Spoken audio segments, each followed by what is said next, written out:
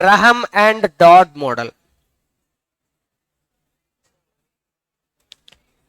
Graham and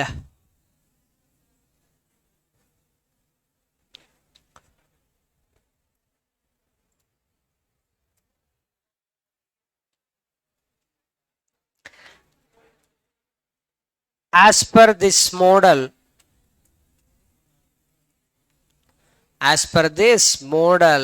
value of a share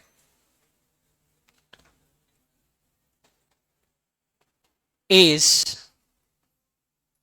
directly proportional.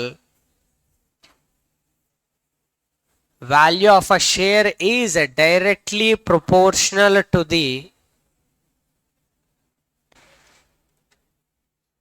dividend payout ratio. So చెప్పడమ్మా, directly proportional అంటే same direction అన్నట్ట, opposite డైరెక్షనా? Same direction. అంటే simply Graham and Dodd బాబాయ్లు ఏం చెప్తున్నారంటే value of a share is directly linked with the dividend. If at all dividends are increased, automatically price increase అవుతుంది. dividend decrease అయితే ఏంటమ్మా, price decrease అవుతుంది అని చెప్తున్నారు. అంటే they have given more importance to the dividend. అంటే వాళ్ళు ఏం చేశారంటే అనాలిసిస్ చేసి ఇన్వెస్టర్ మనసుల్ని బాగా తెలుసుకొని డివిడెండ్ ఇంక్రీజ్ అయితే షేర్కి డిమాండ్ ఇంక్రీజ్ అవుతుంది, బై విచ్ వాటి ప్రైస్ ఏంటమ్మా ఇంక్రీజ్ అవుతుంది అని చెప్పారు.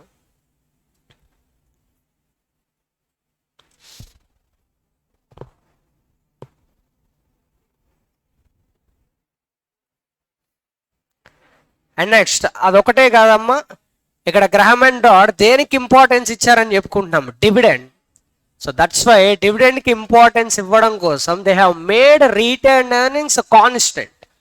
అది ఎలా చేశారనేది నోట్ చేసుకోండి. Here irrespective of dividend payout ratio, and actual dividend payout ratio తోటి సంబంధం లేకుండా రీటైన్డ్ ఎర్నింగ్స్ని సప్రెస్ చేయడానికి దాన్ని కాన్స్టెంట్ లాగా మెయింటైన్ చేసి పడేశారు. So irrespective of dividend payout ratio,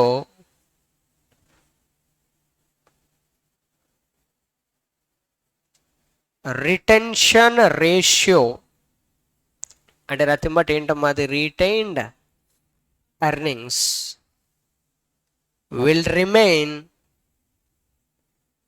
same at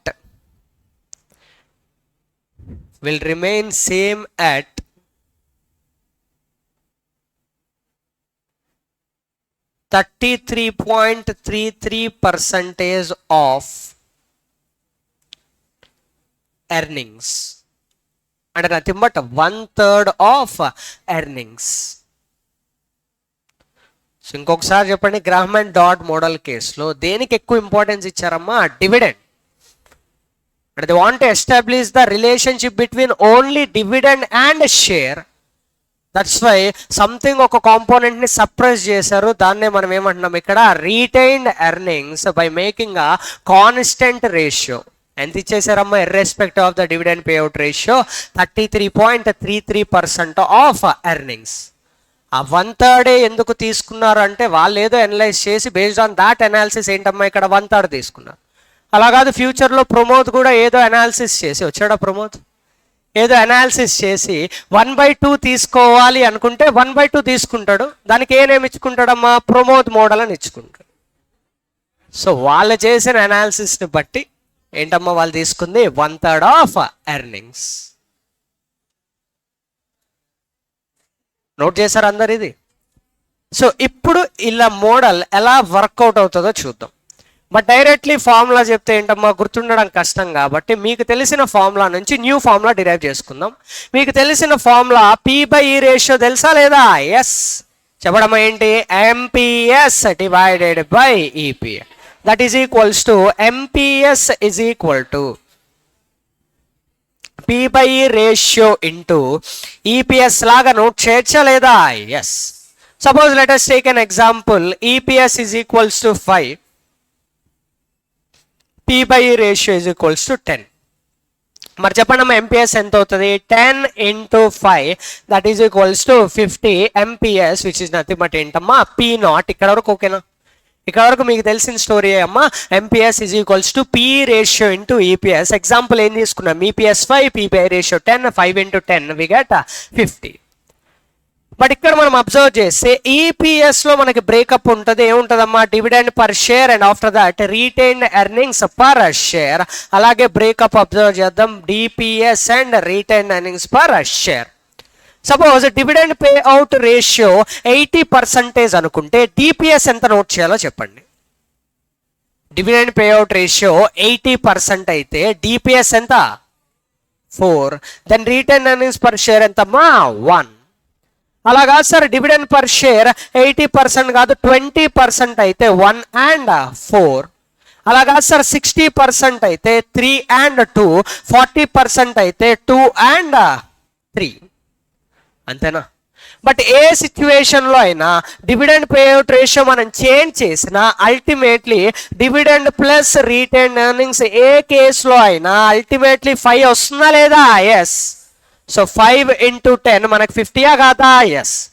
అంటే as per the old concept P by E ratio directly P by E ratio into EPS కాబట్టి ఆ ఈపీఎస్లో డివిడెండ్ 0 పే చేసినా, 1 పే చేసినా, 2 పే చేసినా, 4 పే చేసినా అల్టిమేట్లీ ఈపీఎస్ ఏమన్నా effect అవుతుందా? No sir, EPS will remain same 5.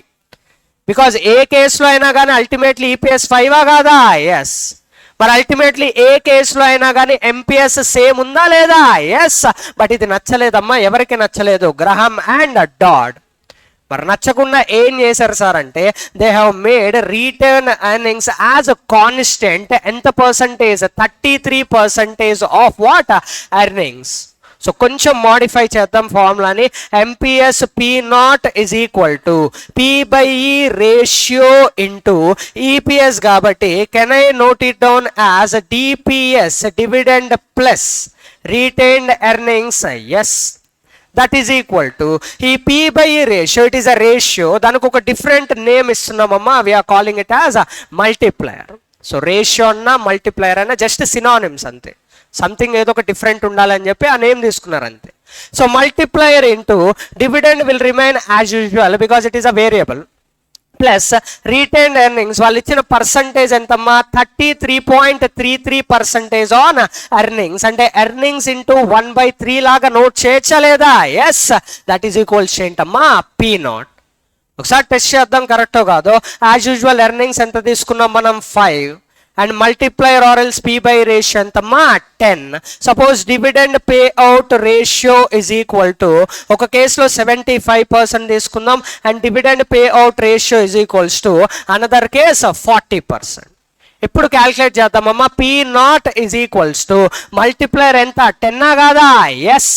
Into dividend story తర్వాత చూద్దాం plus irrespective of the dividend pay out ratio 75% కావచ్చు, 80% కావచ్చు, 99% డివిడెండ్ పే అవుట్ రేషియో అయినా కానీ ఇక్కడ retain earnings will remain same. ఎంత పర్సెంట్ అమ్మా? 33.33%. అంటే డైరెక్ట్లీ ఇక్కడ ఏం తీసుకోవాలి? Earnings 5 into 1/3 irrespective of the dividend pay out ratio. ఓకేనా? మరి ఇప్పుడు చెప్పండి అమ్మా, ఇక్కడ ఎర్నింగ్స్ ఎంత వస్తుంది? 5 into 1/3. But coming to the dividend, dividend మాత్రం యాక్చువల్గానే తీసుకోవాలి. డివిడెండ్ ఎంత తీసుకోవాలమ్మా? ఇక్కడ ఎర్నింగ్స్ 5 into ఎంత పర్సంటేజ్ తీసుకోవాలి? 75%. చెప్పండి ఎంత వస్తుంది? 10 into ఎంతమ్మా? టోటల్ చెప్తున్నారా? 5 into 75% ఎంత? 3.75 ప్లస్ 1.67. టోటల్ చెప్పండి ఎంతో? 54.16. ఇదేంటమ్మా? P not when dividend pay out ratio is 75%. అలాగా సార్ 40% తీసుకుంటే P not is equal to multiplier will remain same sir 10. But coming to the dividend we have to go with the actual dividend because dividend ని మనం constant లాగా maintain చేయట్లేదమ్మా. Dividend is variable because we want to show the relationship between variable dividend and variable price. ఇది ఎవరు చెప్పేది? నేను చెప్తానా? గ్రహం అండ్ డాడ్. గ్రహం అండ్ డాడ్. మరి చెప్పండి అమ్మా, 5 into 40% plus irrespective of the dividend payout ratio. ఇక్కడ 40% కదా అని చెప్పి ఇక్కడ 60% కాదు మనం తీసుకోవాల్సింది. Irrespective of the actual payout we have to take 33.33%. అంటే 5 into 1/3 that is equal to ఎంత వస్తుంది మొత్తం చెప్పండి? ఎంతమా? 36.7. అంటే యాజ్ పర్ గ్రహం and dad dividend payout ratio decrease అయితే ప్రైస్ ఇంక్రీజ్ అయిందా, డిక్రీజ్ అయిందా? డిక్రీజ్. మరి రిలేషన్షిప్ ఎస్టాబ్లిష్ అయిందా లేదా? ఎస్. మరి అలా ఎస్టాబ్లిష్ అవ్వాలి అంటే రెండు అలాగ వేరియబుల్స్ లాగా వదిలేస్తే అల్టిమేట్లీ రెండు మిటిగేట్ అయిపోయి లాస్ట్లో ఎర్నింగ్స్ విల్ రిమైన్ సేమా కాదా? ఎస్. ఎంత వచ్చేసిందమ్మా మనకు అక్కడ? 5. So ultimately irrespective of the dividend payout ratio MPS P0 ఎంత వచ్చిందమ్మా? 50. బట్ ఇది రాంగ్ అని చెప్పారు. ఎవరు చెప్పారు? గ్రహం and dad.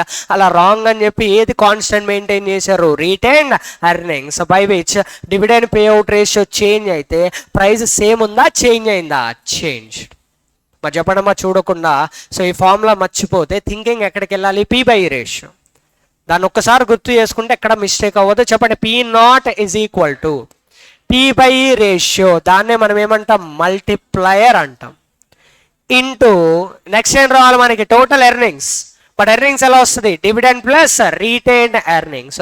So D plus retained earnings ఎంత తీసుకోవాలి మనం? ఫిక్స్డ్. E divided by 3.